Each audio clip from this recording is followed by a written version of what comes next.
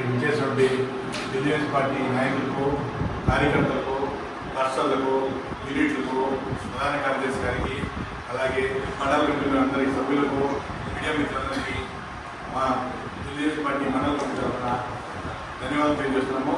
ఈరోజు మీటింగ్ ముఖ్య ఉద్దేశం ఏంటంటే తెలుగుదేశం పార్టీ రాష్ట్ర నాయకత్వం ప్రతి బుధవారం, రెండవ బుధవారం రోజు మండల స్థాయిలో మీటింగ్ పెట్టుకొని మండలంలోని సమస్యలను నియోజకవర్గ ఇన్ఛార్జ్ గారికి, అలాగే జిల్లా ఇన్ఛార్జ్ గారికి, అలాగే రీజనల్ కోఆర్డినేటర్ గారికి, రాష్ట్ర కమిటీకి తెలియపరిచి మన సమస్యలను సాల్వ్ చేసుకుని ఈ మీటింగ్ ఏర్పాటు చేయడం జరిగింది. కానీ ఈ మీటింగ్లో మనకు కొంచెం భిన్న వాతావరణం నెలకొనడం జరిగింది. మన చిక్కువేలు మండలంలో రైల్వే బోర్డు చిక్కువేలు మండలం చెప్పి మాట్లాడితే తెలుగుదేశం పార్టీ మండల ఇన్ఛార్జిగా మాట్లాడదలుచుకున్నాను. ఈరోజు నేను ఒకటే అడుగుతున్నాను, మాకు మండల కమిటీ వచ్చి జరిగిన మండల కమిటీ రావడం జరిగింది.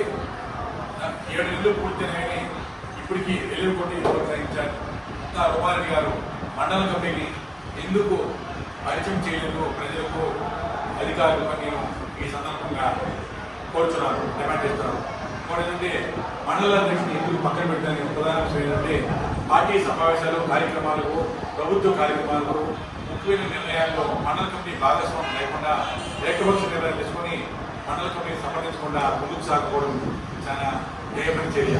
మండలానికి రావాల్సిన గౌరవం కూడా బాధ్యతలు అమలు కావడం లేదని మండల కమిటీలోని ప్రధాన కార్యదర్శి, ఉపాధ్యక్షుని, క్లస్టర్ యూనిట్లందరూ ఈ విషయం మీద తీవ్ర ఆవేదన వెలువడటం జరుగుతుంది.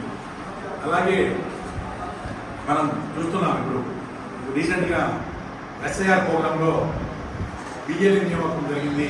బిఎల్ఏ నియామకంలో ఎటువంటి పారదర్శకత లేకుండా మండల కమిటీని సంప్రదించకుండా కనీసం ఆ ఊరిలోని గ్రామస్థాయి కమిటీ సభ్యుడు కానీ, యూనిట్ కానీ, క్లస్టర్ కానీ ఎవరిని కూడా సంప్రదించకుండా ఈరోజు ఈయన బిఎల్ఏ నియామకాలు చెప్పడం జరిగింది. 5వ బూత్ అయితేనేమి, అలాగే 5వ బూత్, ఇప్పుడు ఎగ్జామ్ తీసుకుంటే 5వ బూత్ తెమ్మయ్య గారిపల్లి, అతను వచ్చేసి ఎక్కడో హైదరాబాద్ జాబ్ చేసుకుంటున్నాడు.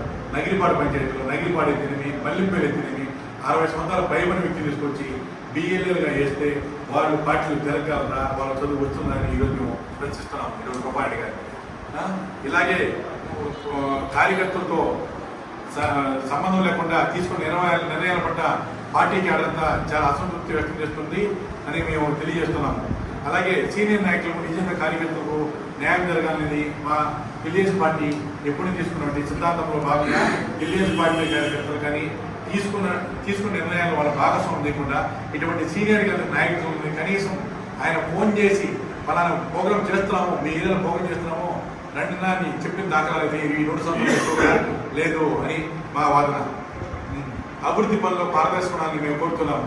₹1 అంటే నీవు పంచాయతీకి 7 కోట్లు ఇస్తా, 8 కోట్లు ఇస్తా అంటాడు. అదే నీ బ్రీక్ టీడీపీ అంటే మా తెలుగుదేశం పార్టీ కంచుకోవడం గ్రామాల్లో పుట్టింటాంచి తెలుగుదేశం పార్టీలో పనిచేస్తున్న గ్రామాల్లో కనీసం అభివృద్ధి నోచుకోకుండా గ్రామాల రోడ్లు అయితేనేమి, వీధి లైట్లు అయితేనేమి, అలాగే గుళ్ళు అయితేనేమి, అలాగే వాటర్ ప్లాంట్ అయితే ఇవన్నీ మంజూరు చేయకుండా మేము ఇష్ట పైన పక్కన పెడుతూ ఆయన ఒక విధమైనటువంటి ఇష్టానుసార రాజ్యాంగాన్ని ఈరోజు అమలు చేస్తున్నారంటే తెలుగుదేశం పార్టీ కార్యకర్తలు చాలా ఆవేదన గురవుతారని నా భావన. సీమారం చెక్కుల పంపిణీలో నాకు కూడా 1-2 సార్లు కాల్ చేయడం జరిగింది.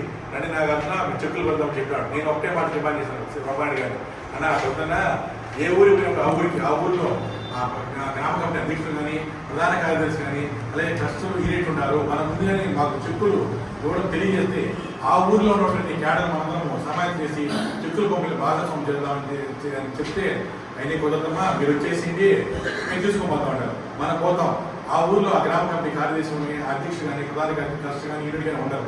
మనం పోయి కూడా మన క్యాడర్ మనం ఏమైనా సంపాదిస్తాం. లేనప్పుడు మీరు మా గ్రామాల్లో తిరిగిపోతే మన రేపు పార్టీని బూతులు ఎవరు కూర్చున్నారని సీఎంఆర్ చెక్కులు కూడా మనం అందరినీ భాగస్వామ్యం చేస్తుంటే దానికి ఆయన మాకు సరైన సమాధానం ఇవ్వడం లేదని నేను పార్టీ అధిష్టానం నేను తెలియజేస్తున్నాను. అలాగే మొన్న జరిగినటువంటి బీబీసీ రామ్జీ ప్రోగ్రాం మంగంపేటలో, రైల్వే కోర్టు కన్స్ట్రక్షన్ మంగంపేటలో బ్రహ్మాండ ప్రోగ్రాం జరిగింది. దీంట్లో చంద్రబాబు నాయుడు గారు, అలాగే డిప్యూటీ సీఎం పవన్ కళ్యాణ్ గారు, కేంద్ర మంత్రులందరూ కూడా పాల్గొని ఈ కార్యక్రమాన్ని చేయడం జరిగింది. ఈ కార్యక్రమంలో నేను ఒకటే డిమాండ్ చేస్తున్నాను, ఇటువంటి సీనియర్ నాయకులు ఉండగా హెలిప్యాడ్ కనీసం ప్రోటోకాల్ పాటించకుండా మా మండలంలో ఆయన ప్రధాన కార్యదర్శి ఆయన హెలిప్యాడ్ మా చేయవచ్చు కదా, ఈయన సీనియర్ నాయకుడు 40 సంవత్సరాల పార్టీలో పనిచేస్తున్నాడు, ఈయన మా అబ్బాయిని పేరు పడుతున్నాడు, అతని ఇట్లాంటి పార్టీలో కొనసాగుతున్నాడు.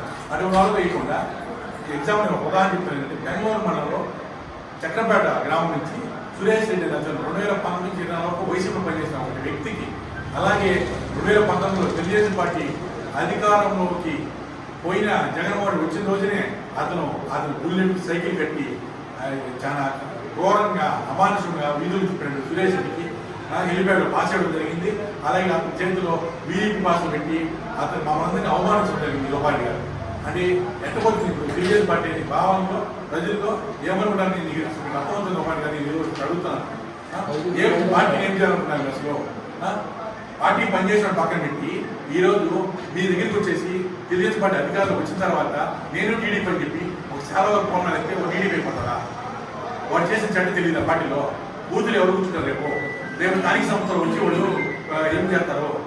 పార్టీని బలోపం చేస్తారా, పార్టీని నష్టపోతారా? ఈరోజు సమాధానం మీరు చెప్పాల్సిన అవసరం ఉంది. మా మండలం ఏర్పడుతున్న కొన్ని శిలాఫలకాలపై గౌరవ ముఖ్యమంత్రి చంద్రబాబు నాయుడు పేరు, అలాగే మన